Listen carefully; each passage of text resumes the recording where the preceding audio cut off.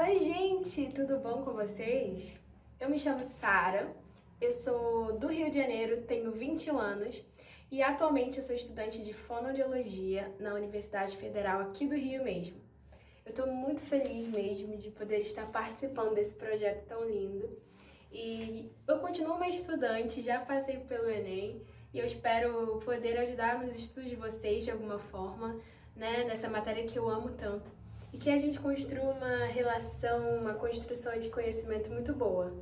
Então vamos começar a falar do tema de hoje. Mas antes de falar, gente, eu queria falar com vocês que eu moro em uma avenida, então possa ser que vocês escutem alguns ruídos por aí, porque, né, passa carro e tudo bem. Eu também moro com muitas pessoas, então pode ser que ruídos aconteçam. Mas finjam que nada aconteceu e me perdoem, ok? Então vamos começar o tema de hoje. Me fala uma coisa aí, gente. Vamos supor que vocês estivessem lendo algum texto em inglês. Pode ser de prova, de revista, qualquer texto. E surgissem essas duas palavrinhas. Emotion, push. Se vocês não soubessem o significado dessas palavras, qual a correlação? Com que palavra do português vocês fariam uma correlação para dar um significado para essa palavra? Por exemplo, se eu não soubesse o significado de push, eu faria correlação com a palavra puxar do português, porque parece muito a grafia, então eu levaria que o significado dela é puxar. Agora, do emotion, ela me lembra muito emoção, então eu faria correlação com a palavra emoção no português. Tá, Sara, o que isso tem a ver com a nossa aula? Gente, se eu levasse em conta que o significado de push é puxar, eu estaria redondamente enganada. Erradíssima! Por quê? Porque push em inglês significa, na verdade, empurrar. Então, isso daqui, gente, é um falso cognato. Agora, emotion. Eu faria correlação com emoção, lembra que eu falei? Se eu fizesse essa correlação, eu estaria certa, porque realmente emotion em inglês significa emoção. Isso aqui é um cognato. Esse é o tema de hoje, falsos cognatos e cognatos. Então vamos falar um pouquinho mais sobre isso. Então, gente, os cognatos são aquelas palavras que possuem a mesma origem. Então, elas têm a grafia muito semelhante e o significado também semelhante, até mesmo igual, com poucas discrepâncias. Isso acontece entre duas línguas diferentes. Entre o inglês e o português, costuma aparecer muitos cognatos, principalmente em textos em inglês. É muito comum que ocorram, né? Que apareçam principalmente nas provinhas aí que a gente faz, qualquer texto em inglês que a gente lê, a gente pelo menos vai encontrar pelo menos um cognato, né, do inglês para o português. Por que isso? O inglês e o português, eles têm a origem nas mesmas línguas, latim e grego. Então, com isso, muitos radicais das palavras das duas línguas são iguais. E aí originam os cognatos, que são as palavras que têm a grafia semelhante entre as duas línguas e o significado também. Como o emotion, que eu mostrei para vocês, que é emoção. Isso acontece com tantas outras palavras. E por que é tão legal que a gente entenda isso para nossas provas, para nossos estudos? Porque a gente compreende, tem a compreensão geral de um texto em inglês. Geralmente, a gente não precisa, para fazer uma prova, saber todo o significado de todas as palavras. Mas se a gente souber o significado das palavras-chave, a gente entende o contexto geral daquele texto. E compreendendo o contexto geral, a gente já consegue responder uma série de perguntas que aparecem nas provas, certo? Não estou falando aqui que você não deve estudar para saber o significado das palavras, mas eu estou dando aqui uma dica. Então, às vezes, conhecendo os cognatos, a gente consegue saber essas palavras-chave que nos dão o sentido e a compreensão geral daquele texto e podem nos ajudar em tantas provas, não é mesmo? Então, alguns exemplos de cognatos. Temos music, música, idea, que é a ideia, garage, que é garagem. A gente também tem important, que é importante, future, que é futuro. Agora, falando dos falsos cognatos. Bom, gente, os falsos cognatos, como eu mostrei no início do vídeo, né, o push. Os falsos cognatos são aquelas palavras que acontecem o quê? Elas têm a grafia muito semelhante, mas o significado é totalmente diferente. E o que elas são perigosas? Porque elas podem induzir a gente a compreender um contexto errado ou entender o texto de uma forma errada, porque a gente vai estar fazendo o significado da palavra errado. E isso na prova, gente, é muito perigoso. Por isso que é importante que a gente conheça os principais falsos cognatos, para que a gente não entenda o contexto geral daquele texto de uma forma errada e prejudique ali o nosso desempenho, tá bom?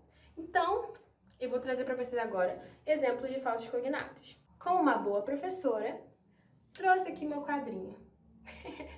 Finge, gente, que é um quadro enorme, tá? Que é uma letra maravilhosa. Então, vamos lá. A primeira palavra falso cognato que eu trouxe para vocês é a library. Library significa livraria?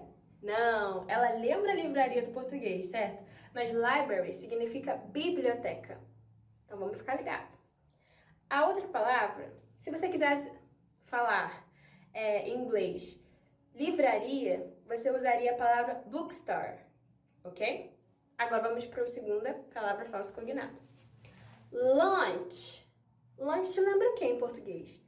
Lembra lanche, certo? E, na verdade, lunch não é lanche. Lunch em inglês é almoço. Pois é, galera.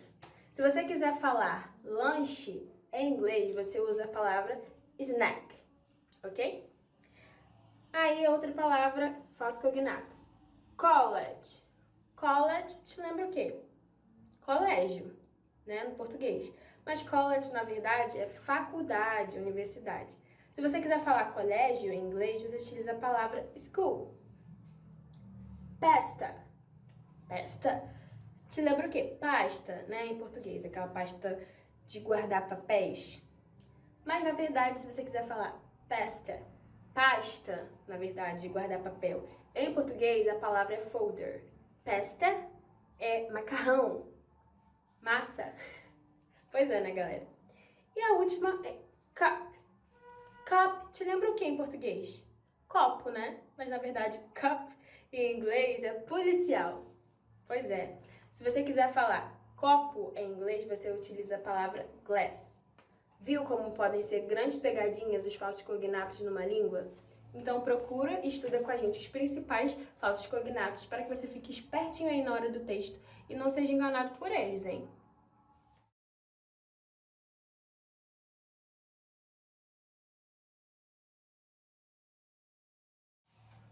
Essa é uma aula bem curtinha, na verdade.